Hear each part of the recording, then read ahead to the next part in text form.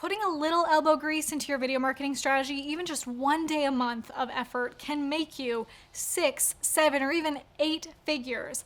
I actually call it my one day a month video marketing strategy that drives leads for life. So in this video, I'm breaking down the process for how to plan your YouTube videos.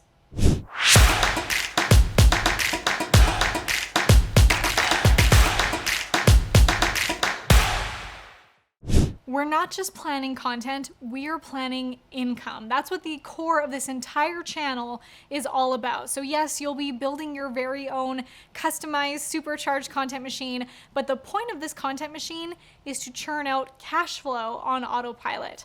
So before I go into my 5 steps, the first thing you want to do is reverse engineer the outcome. What is the goal of this video? Is it to grow an audience, or is it to sell a specific product or service? How do we reverse engineer that so we make sure that we are addressing the concerns that a client might have before we even pitch the product at the end of it? So I'm going to share with you my 5 steps to planning your YouTube videos, and the 5th one is one that is going to save you hours, days, weeks of time. So make sure you stick around for that. Okay, step 1 is to choose the topic you want to cover. So think about, what's your expertise? What are the frequently asked questions that people are asking you about? What are the things that you could talk about for hours on end that you know that people are actually looking for the answers to? When we have a question we need answered, where do we go?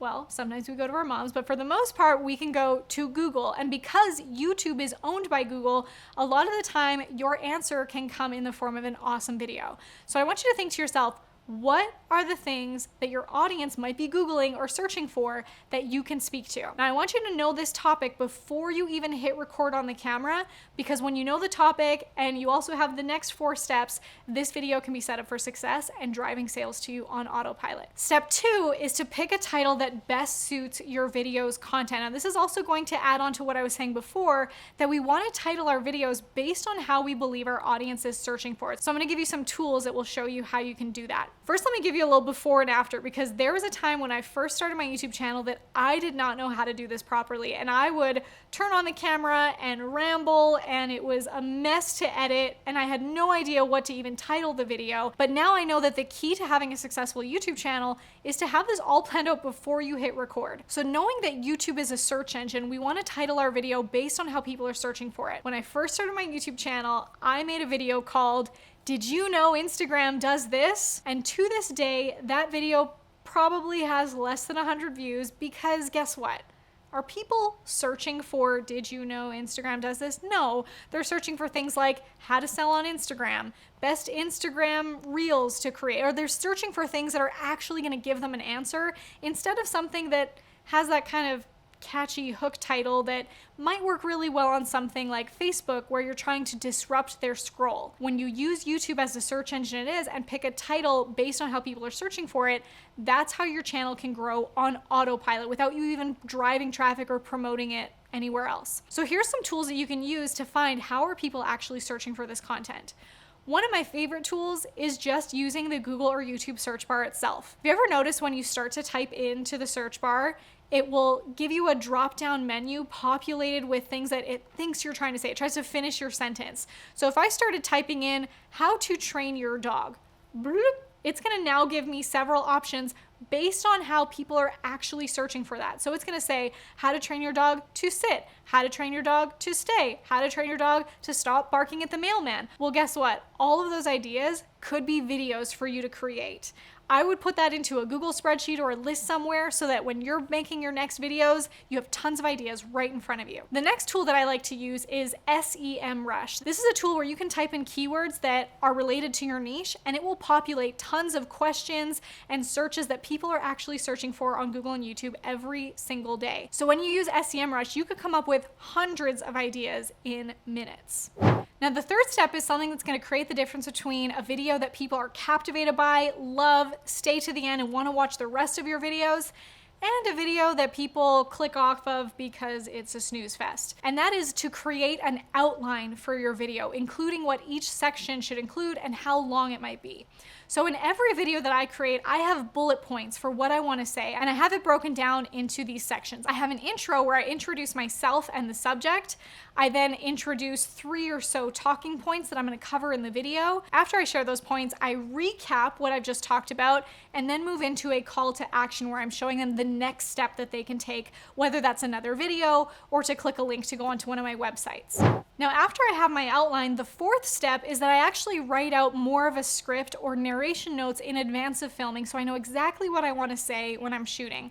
Now, it's up to you if you want to have just bullet points or if you want to have word for word scripts that you might read with something like a teleprompter. When I have this mapped out in advance, I don't have to sit here in front of the camera thinking, okay, what am I going to say? What should I do now? Or I don't have to get to the end of the video and think, oh, I forgot to talk about this. It's going to help you mentally, emotionally. It's going to keep your energy up if you have everything planned out in advance. And number 5, this is the one that's going to save you so much time, because when I used to film my videos, when I first started my YouTube channel, I used to spend several hours or even days to create just one video. But when you have these 5 steps in order, you can batch them, meaning that you can create several at the same time. So what I like to do is batch film my content where I film multiple videos in one sitting. Today, I am actually filming 20 videos in this one day. Now, as you're starting to film videos, you don't have to film 20 in a day, but maybe start with like 3 at a time or 5 at a time. And you'll find that as you go on, you start to warm up, you get in a good flow, and you actually get better at filming the more you create at a time. Think about the time you save, even in just setting up your camera equipment. Sure, that might take 5 to 10 minutes, but if I did that 8 separate times to film 8 separate videos, that's over an hour of my time, whereas I can just set it up once, film several videos back to back where I'm getting faster at it because I'm more in flow, and then you're done and you don't have to think about it until weeks or a month from now. Like I said, when I first started my channel, I would spend hours coming up with an idea, scripting it, getting my setup all ready, filming, editing, making a thumbnail, trying to optimize the video, and post it. It would sometimes take multiple days of work just to get one video uploaded. And then at long last, I'd post it and think, this is it, this is the one, it's gonna be the one that makes me go viral. This is the video that's gonna redefine my business and send thousands of new traffic and warm leads into my funnels. I'd hit publish, and I'd wait, and I'd wait, and I'd wait for crickets. All of that work, hours and hours lost for next to no ROI, maybe the odd thumbs up or comment, but not exactly the momentum I was hoping to build. And then I'd go back to the drawing board, planning out my next video and repeating the whole process over and over again. Leave me a comment below if that's similar to your current upload process. I spent way too long in this cycle trying to figure out how to create engaging content that wouldn't take a ton of time and effort to produce and promote.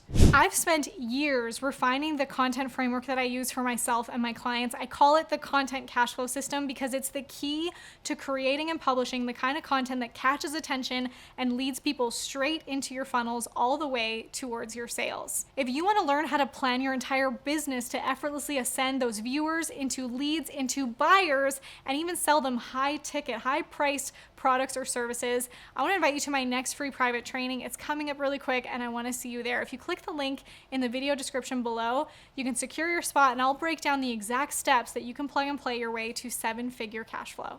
When we have a question, but now, so when you use SEMrush, there is a meaning that you a video where you're rambling, boring, no one knows what you're talking about, and I need my outline.